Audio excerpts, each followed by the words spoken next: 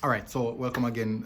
Short one, William Saliba, one player of the month for OGC Nice. And if you guys have been checking my content, you guys would see that I've done quite a few breakdowns on his performances for the season so far.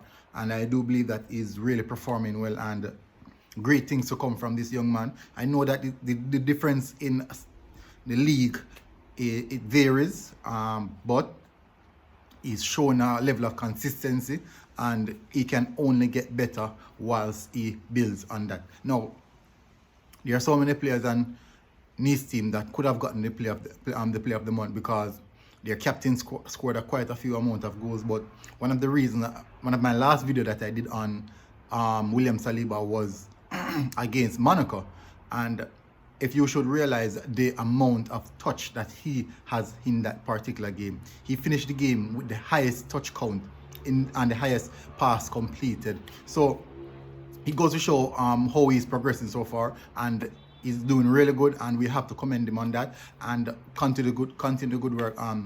William Saliba.